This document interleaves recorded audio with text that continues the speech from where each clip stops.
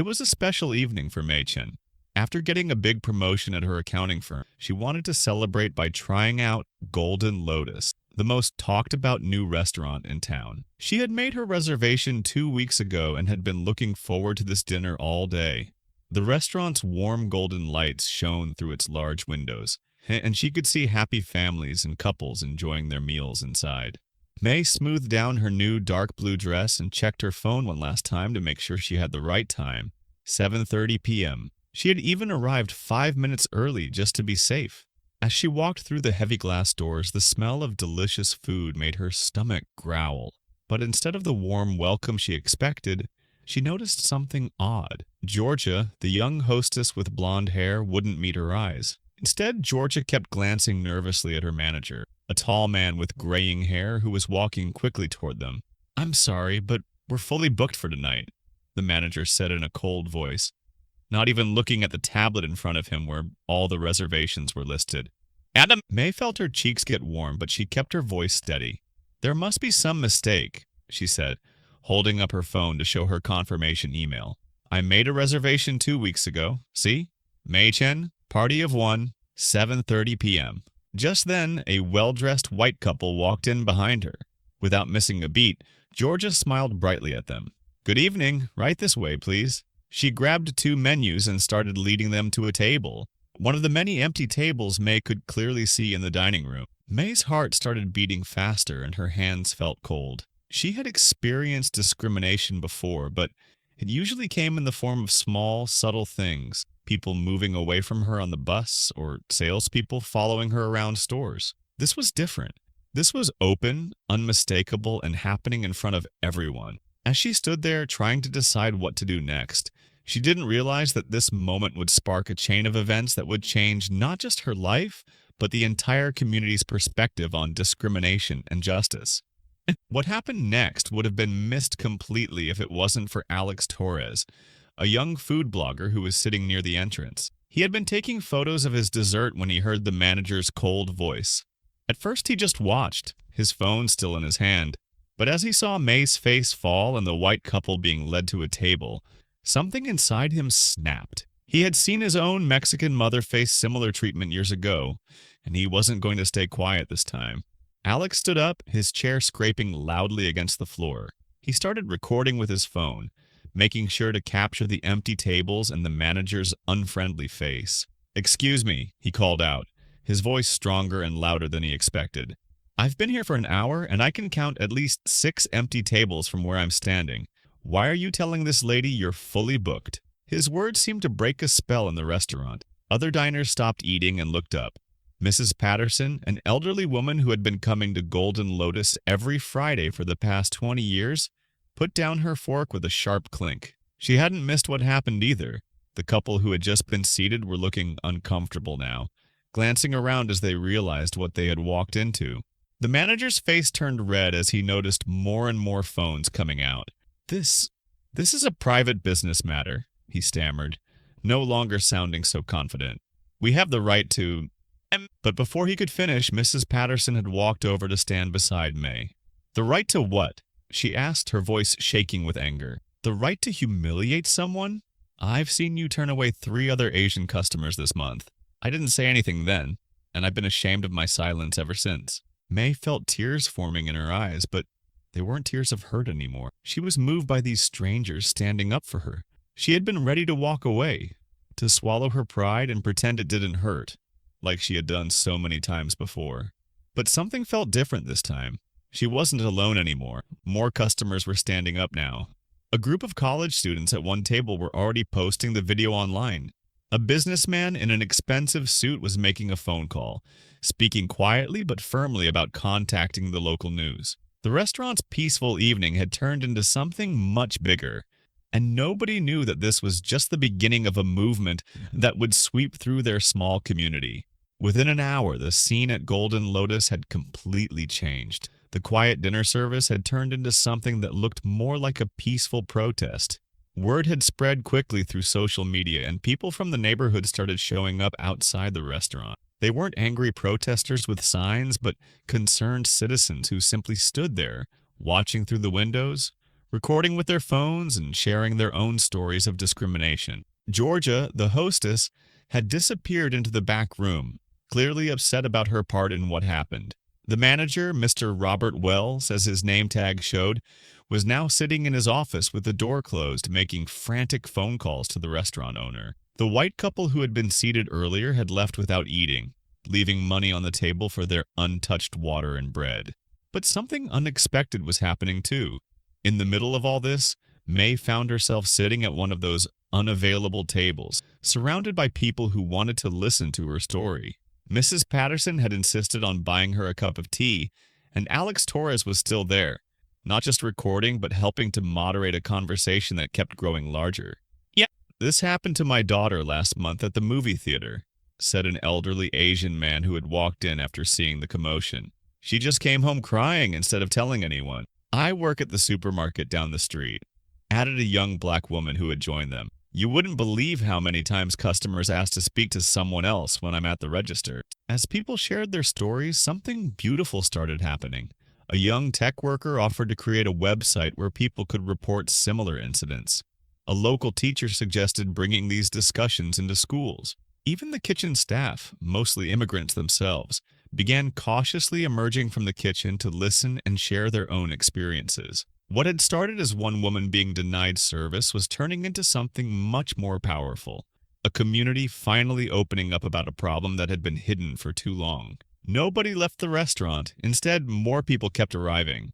The tables were pushed together to make room for everyone who wanted to join the conversation. Someone ordered pizzas from next door, and they were shared among everyone. This impromptu gathering had turned into an unexpected dinner party with a purpose.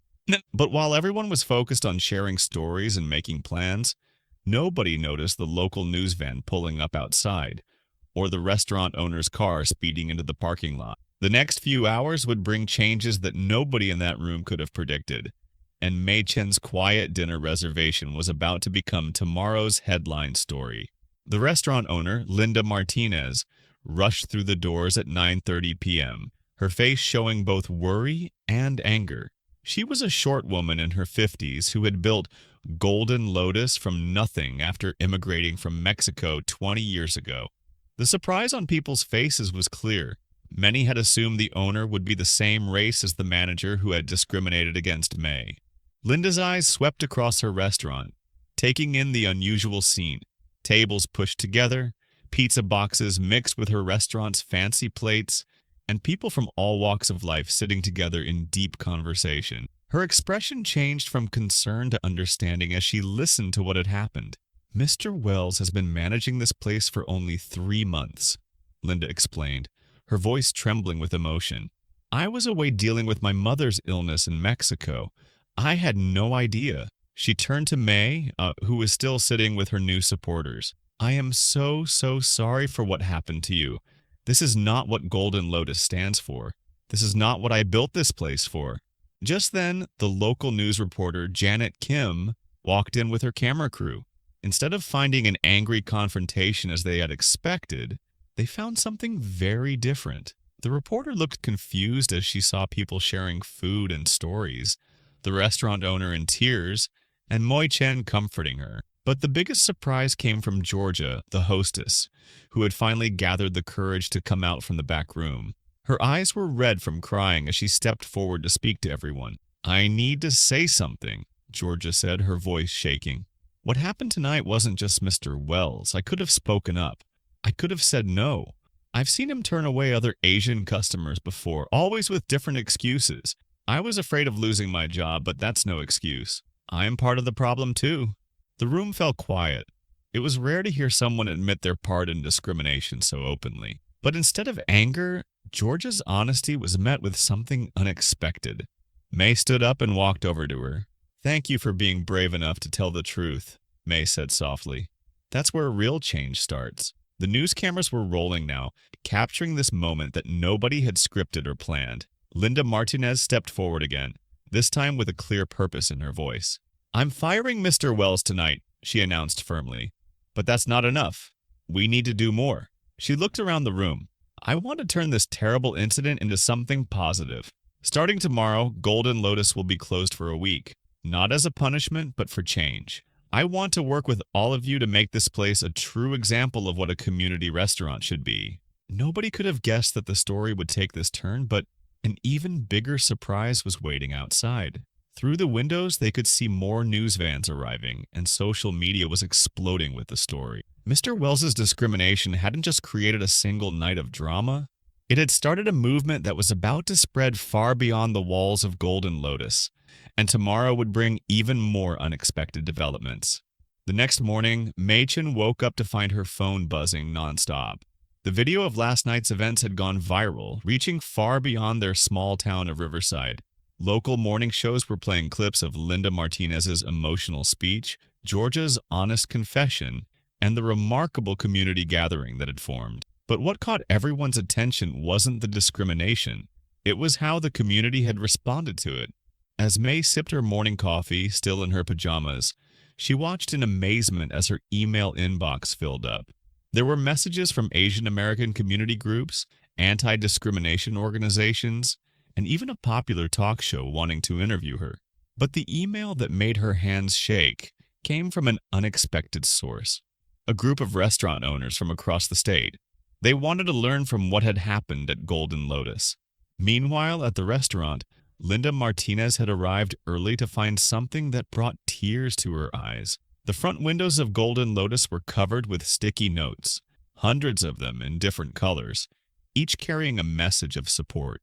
Some shared personal stories of discrimination, others offered help, and many simply said, "Thank you for making a change." A group of high school students had started it the night before, and by morning, the windows looked like a rainbow of hope. Georgia, who had expected to be fired, arrived to find Linda waiting for her. Instead of dismissal, Linda offered her a new role to help create and lead sensitivity training programs for all current and future staff. Georgia's honest admission of her mistakes had shown Linda that change was possible when people were brave enough to face their own biases.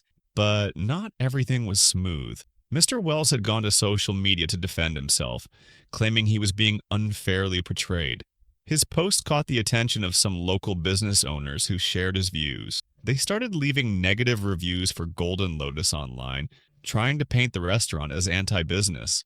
This is when Alex Torres, the food blogger who had first recorded the incident, stepped in again. He had spent the night editing his footage into a powerful 10-minute video that showed the full story. Not just the discrimination, but the beautiful way the community had come together. He posted it with a simple message: "This is how we make change happen."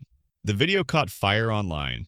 By noon, it had been shared thousands of times. National news networks were picking up the story, but they weren't just focusing on the negative incident. Instead, they were calling it the Golden Lotus movement, a new way of responding to discrimination that brought people together instead of tearing them apart. Linda's phone rang during lunch. It was the mayor's office. The mayor wanted to visit Golden Lotus during its reopening week. But Linda had an even better idea brewing. As she listened to the mayor's assistant, she looked at the growing crowd outside her restaurant. People were still coming to add their sticky notes to the windows, take photos, and talk to others who had gathered there. She realized that her small restaurant had become something much bigger than she ever imagined. What Linda was about to suggest would change not just Golden Lotus, but the way their entire town thought about community and inclusion. And Mei Chen, who had only wanted a quiet dinner to celebrate her promotion, was about to find herself at the center of a movement that would inspire people far beyond Riverside's borders. 1 week after the incident, Linda Martinez stood in the middle of her transformed restaurant. The tables had been rearranged to create more open spaces for community gatherings. The walls, once plain and beige, now displayed photographs from local immigrant families, each telling its own story. But the biggest change wasn't in the decorations. It was in what Golden Lotus was about to become. "We're not just reopening as a restaurant," Linda explained to the packed room of reporters, community members, and local officials. "We're becoming Riverside's first community kitchen hub." Her eyes found May in the crowd, who nodded encouragingly. The two women had spent countless hours over the past week planning this together. The new Golden Lotus would still serve its regular menu, but with some important changes. Every Tuesday night would become Community Kitchen Night, where immigrant chefs from around the city could use the restaurant's kitchen to serve their traditional dishes. The profits would go to help these cooks start their own restaurants. Georgia, standing proudly beside Linda, would run weekly training sessions for local businesses about creating welcoming spaces for everyone. But the most surprising announcement came from Alex Torres.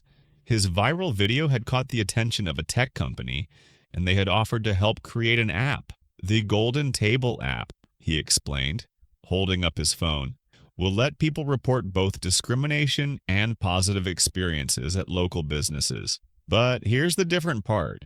Instead of just naming and shaming, it connects business owners with resources and training to do better. Mr. Wells's attempts to fight back had backfired badly. His social media posts defending his actions had only made more people support Golden Lotus. Some of his business owner friends who had initially supported him were now quietly reaching out to Linda, asking to be part of the change. May watched all of this from her seat, still amazed at how her worst night had turned into something so powerful. Her phone buzzed with a text from her boss. "Saw you on the morning news. The firm wants to sponsor the community kitchen program. Proud to have you on our team." The mayor, who had arrived early to show his support, announced that the city council had unanimously voted to create a new position, Community Integration Officer. They wanted Mai to lead it, working part-time while keeping her accounting job. Her first project would be helping other cities copy the Golden Lotus model. As everyone applauded the announcements, Mrs. Patterson, who was now a regular face at these meetings, nudged the person next to her. "Look outside," she whispered. Through the windows, now cleared of sticky notes but decorated with welcome signs in dozens of languages, they could see a line forming. People were waiting for the restaurant's reopening, but it wasn't just the usual lunch crowd. There were food critics from major newspapers, business owners from other cities, and ordinary people who had heard about the change and wanted to be part of it. What they didn't know was that a surprise visitor was about to walk through those doors, someone whose arrival would take the Golden Lotus movement to a national level. And while the kitchen staff prepared for their busiest day ever, none of them could guess how their small community restaurant was about to become a symbol of hope for people across the country. Just as Linda was finishing her speech, a buzz went through the crowd. Michelle Chen, the famous Asian American actress who had recently won an Oscar, walked into Golden Lotus. Nobody had expected her to be there. She had seen Alex's viral video and flown in quietly that morning. The room fell silent as she made her way to the front, her eyes fixed on May. "I saw myself in your story," Michelle said, her voice carrying across the now quiet restaurant. She wasn't wearing any makeup, dressed simply in jeans and a sweater, looking more like a neighbor than a movie star. 20 years ago, before I was famous, I was denied service at a cafe in Los Angeles. But I didn't have what you had. A community that stood up and said, "No more." The surprise didn't end there. Michelle opened her designer bag and pulled out a thick envelope. "I'm not here just to talk," she said, turning to Linda. "I want to help take the Golden Lotus movement national. This is seed money to start training programs in 50 other cities. But I have one condition. May needs to help lead it." May felt her heart skip a beat. She looked at her boss, who was already nodding with a big smile. "We'll work something out," he said. "Some things are bigger than balance sheets." The news crews were going crazy, but another scene was unfolding in the kitchen. The head chef, Mr. Zhang, who had worked quietly in the background for 10 years, stepped forward with tears in his eyes. "I need to say something, too," he said in his heavily accented English. He told how he had wanted to put his family's traditional dishes on the menu for years, but had been afraid they were too Chinese for the regular customers. Mr. Wells had always said no. Linda immediately handed him the microphone. "Starting today," she announced, "our menu will feature Chef Zhang's family recipes alongside our regular dishes. This is what Golden Lotus is really about, sharing our culture, not hiding them." But the biggest surprise came from an unexpected source. Georgia, who was now managing the restaurant's social media, checked her phone and gasped. The Golden Table app, which they had soft launched that morning, had already been downloaded 50,000 times. People across the country were using it to share their own stories and offer help to businesses wanting to change. Outside, the line had grown even longer as word spread about Michelle Chen's appearance. But what caught everyone's attention was a group of people at the front of the line. The same white couple who had been seated ahead of May that fateful night had returned. They were carrying a large handmade banner that read, "Thank you for teaching us to be better neighbors." As Michelle Chen posed for photos with the staff and Linda hugged Chef Zhang, May found a quiet moment to step back and watch it all unfold. A week ago, she had just wanted a nice dinner to celebrate her promotion. Now she was part of something that was changing lives across the country. But she had no idea that the next 24 hours would bring an even bigger surprise, one that would test everything the Golden Lotus movement stood for. The next morning, while Golden Lotus was still buzzing with excitement from Michelle Chen's visit, something unexpected happened. Mr. Wells appeared on a popular right-wing news show, but instead of attacking the restaurant as everyone expected, he broke down crying on national television. "I was wrong," he said, wiping his eyes with a tissue.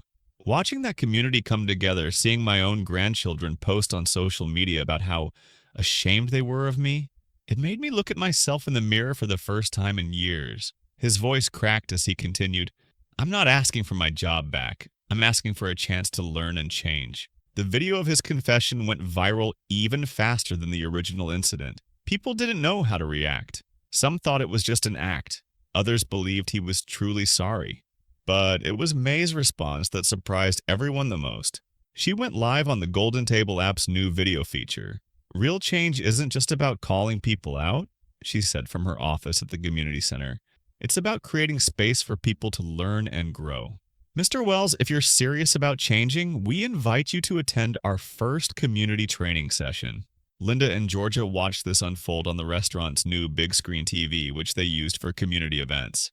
The lunch crowd had stopped eating to watch. Chef John came out of the kitchen, still wearing his apron, and stood with them. "My father always said," Chef Jung spoke up, his voice stronger now than ever before, "that the best meals are made when former enemies share a table." He turned to Linda. "I want to cook for that training session. My mother's forgiveness soup. She made it for everyone who ever wronged our family." The local news crew, who had basically moved into Golden Lotus by now, caught this moment on camera, but what happened next was even more powerful. People started calling the restaurant, not for reservations, but to confess their own past acts of discrimination. A school principal admitted she had overlooked Asian students for leadership roles. A real estate agent confessed to steering certain families away from white neighborhoods. Michelle Chen, who was still in town, sat at a corner table listening to these calls coming in. She pulled out her phone and made a quick call to her agent.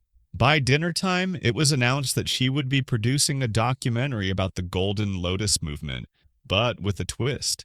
It would focus on stories of change and redemption. The Golden Table app added a new feature that evening, a growth stories section, where people could share their journeys of understanding and changing their prejudices. Within hours, thousands of stories poured in.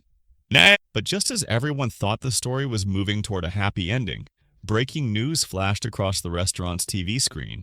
A group of restaurants in the next town over had started what they called an anti-woke restaurant association. They were planning a protest against Golden Lotus and its movement. And their first target? The upcoming training session where Mr. Wells was supposed to attend. The news hit just as Chef Zhang was teaching Linda's teenage daughter how to make dumplings in the kitchen, and Georgia was helping an elderly Korean couple set up their pop-up stall for next week's community night. The restaurant fell quiet as everyone watched the protest announcement. Then Moy's phone rang. It was Michelle Chen again, but this time she wasn't calling about the documentary. What she suggested next would either heal the growing divide in their community or make it much worse. As May listened to the plan, she realized that everything they had built was about to face its biggest test yet. Michelle Chen's plan was both simple and bold. Instead of fighting the protesters, they would serve them lunch. Not just any lunch, a feast prepared by every chef who had been discriminated against in their town.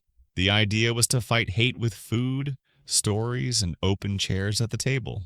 "But we'll do it with a twist," Michelle explained to the group gathered in Golden Lotus after hours. "We won't tell them it's coming. When they show up to protest, they'll find tables set up outside, the smell of amazing food in the air, and an invitation to sit down and eat." Linda worried about the cost of feeding hundreds of protesters. That's when her phone buzzed with a notification. The local Chinese, Korean, Mexican, and Indian restaurants had all offered to contribute dishes. Even the fancy French restaurant across town, which had been quiet during all the previous events, called to offer their support. The day of the protest arrived on a sunny Saturday morning. The Anti-Woke Restaurant Association had promised to bring over 200 protesters. Police cars were parked nearby, expecting trouble. But what the protesters found when they arrived stopped them in their tracks. Long tables lined the street, covered in white tablecloths. Each table had name cards, but not just any names. They were the names of local community members who had faced discrimination, along with their stories printed on small cards. The smell of food from a dozen different cultures filled the air. Chef Zhang's forgiveness soup steamed in big bowls next to Mexican tamales, Korean bulgogi, and French croissants. Mr. Wells was there too, not hiding in the back but standing at the front, wearing an apron and helping to set up chairs. When the protest leaders arrived with their signs and megaphones, he walked up to them. "I was like you a few weeks ago," he said, his voice shaking but clear. "Please just sit down and eat with us first. If you still want to protest after lunch, we'll respect that." The protesters stood frozen, not sure what to do. Their signs seemed out of place next to the beautifully set tables. A little girl, probably around 7 years old, broke away from the protest group and ran up to a table where Chef Zhang was serving dumplings. "Can I try one?" she asked. Her mother rushed to pull her back, but stopped when she saw the warm smile on Chef Zhang's face. "Of course," he said, pulling out a chair for both of them. "These are my grandmother's special recipe. She used to say food can build bridges that words cannot." Slowly, one by one, protesters began setting down their signs. Some were drawn in by the smell of the food, others by curiosity, and some simply by the unexpected kindness they encountered. News cameras captured it all. Protest signs being replaced by plates, angry chants turning into curious questions about recipes. But it wasn't just about the food. At each table, someone was sharing their story. Georgia told her table about how she learned to confront her own biases. Linda shared her immigrant journey. May talked about turning pain into positive change. The leader of the Anti-Woke Restaurant Association, a man named Tom Bradley, sat stiffly at first, refusing to eat. But when Chef Zhang personally served him a bowl of forgiveness soup, something changed in his face. He took one spoonful, then another. By the end of the meal, he was asking Chef Zhang for the recipe.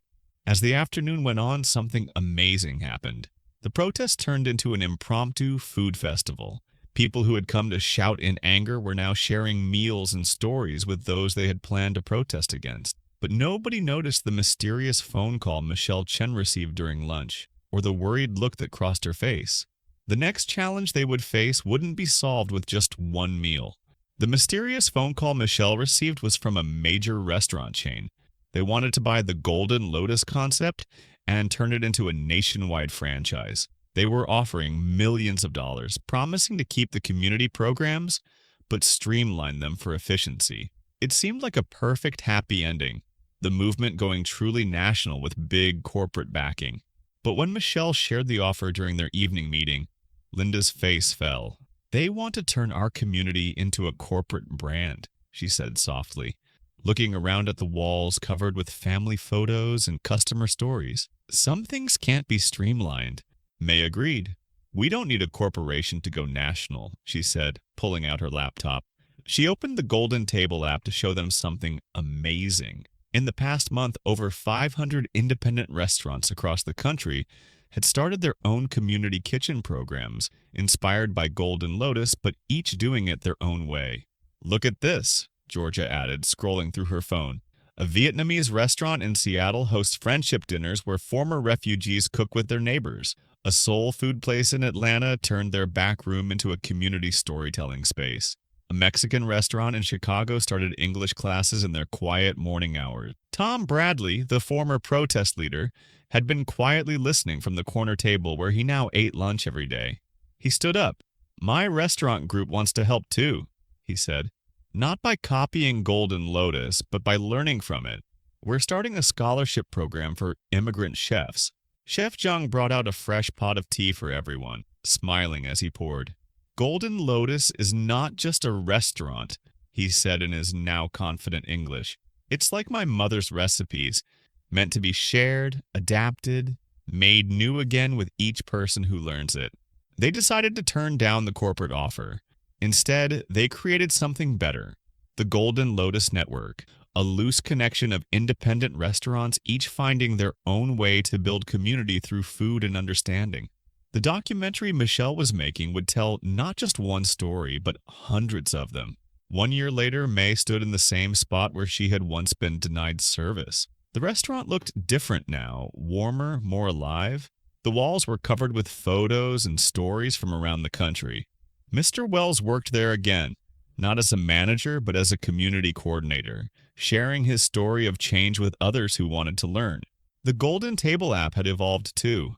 It wasn't just for reporting discrimination anymore, it had become a platform for sharing stories of change, connecting communities, and spreading hope.